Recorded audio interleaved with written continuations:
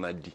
Je dis et je redis, pour l'instant, Issa Chiroma Bakari est ministre d'un gouvernement de coalition qui est dominé par le Rassemblement démocratique du peuple camerounais. Et pour l'instant, à ma connaissance, il n'a pas démissionné de ses fonctions. Maintenant, si l'on est-ce qu'on est quand même sûr que c'est Chiroma qui parle devant moi, je n'en sais rien. C'est ce que vous remettez en doute la vidéo? Je n'en sais rien. Ce n'est pas Chiroma qui parle là? Je dis, je n'en sais rien. Vous savez, aujourd'hui, avec toutes les possibilités technologiques qu'il y a, tout est possible. Vous allez à ce niveau? Oui.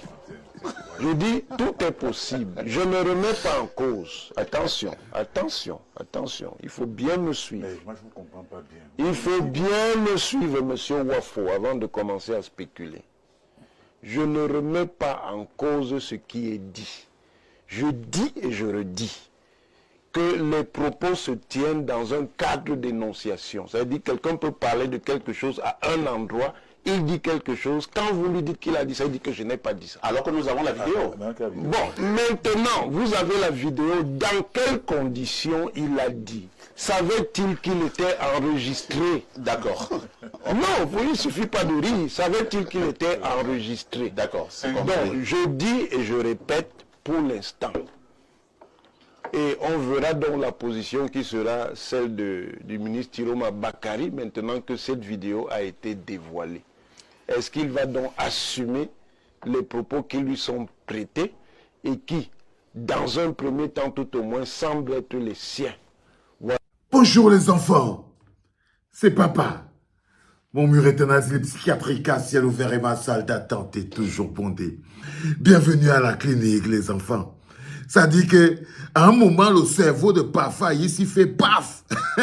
À un moment le cerveau de Pafa ici fait paf. Il dit que, mais vous dites que même la vidéo, vous dites que ce n'est peut-être pas Issa Chiroma Bakari. Le gars dit que je dis et je redis que... Ça veut dire que pour ceux qui ne comprennent pas, il laisse à Issa Chiroma Bakari la possibilité de changer d'avis. Ils font de la politique des toilettes. On appelle ça la politique sans honneur. Il dit qu'il ne reste plus qu'à Issa Chiroma Bakari de soit assumer, soit refuter. Donc comme Issa Chiroma a fini de parler là, dans l'homme de petite vertu qu'est Mathias Sorona-Guinée, il dit que Issa Chiroma Bakari a encore la carte de venir dire que ce n'est même pas lui qui était en train de dire ça, bien sûr. Quand vous connaissez les politiciens camerounais, Issa Chiroma Bakari peut vous dire qu'on avait versé quelque chose dans son verre. Il peut dire que c'est un deepfake. Il peut dire qu'il ne se reconnaît même pas dans les paroles. Il peut dire même qu'on a pris ses paroles, on a mis hors propos. Il peut encore se placer dans une situation où il va dire « Ah non, non, non, calmez-vous les gars. Je ne sais pas, peut-être que c'est l'IA. Mais moi, je n'ai pas dit que si quelqu'un vous dit encore de voter pour quelqu'un qui est responsable de la somme de vos malheurs. » Par exemple, c'est les paroles de Issa Chiroma Bakari. Si quelqu'un vous dit encore de voter pour quelqu'un qui est responsable de la somme de vos malheurs, ah bah, sachez-le, cette personne, c'est votre pire ennemi. Tu comprends donc pourquoi aucun intellectuel cohérent, Mathias Sorona-Guinée, ne peut discuter et ne veut discuter avec toi.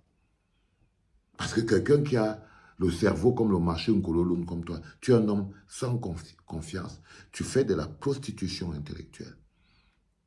Ce que tu fais, c'est de la prostitution intellectuelle. On ne peut même pas dire que c'est de la mauvaise foi. On ne peut même pas dire que c'est de la malhonnêteté intellectuelle.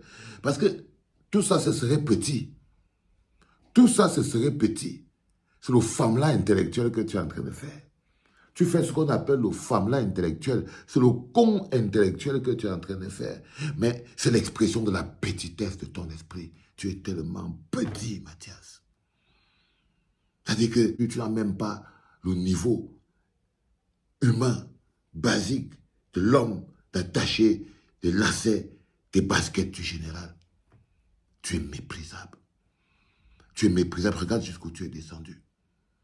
Regarde un peu jusqu'où tu es descendu.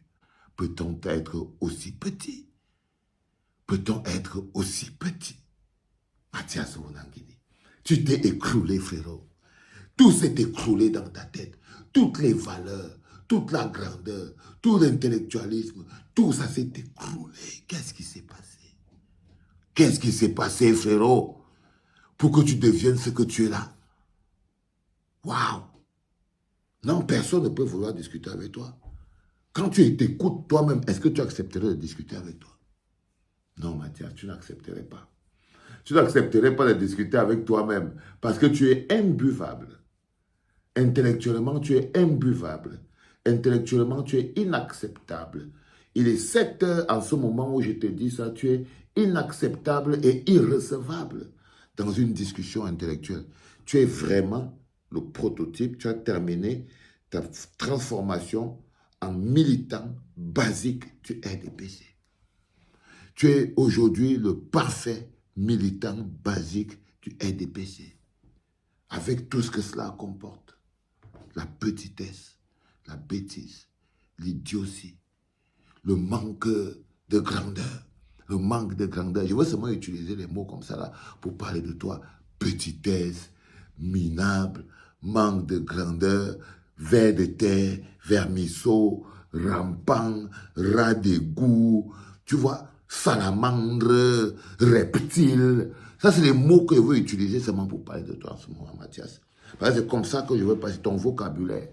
Ver de terre, hein, salamandre, hein, rampant, hein, ngontuma, hein, couche-toi, je t'allume et ferme ta gueule de hein. Tu vois, c'est tout ça tes expressions qui marchent avec la définition du profil de ta personne.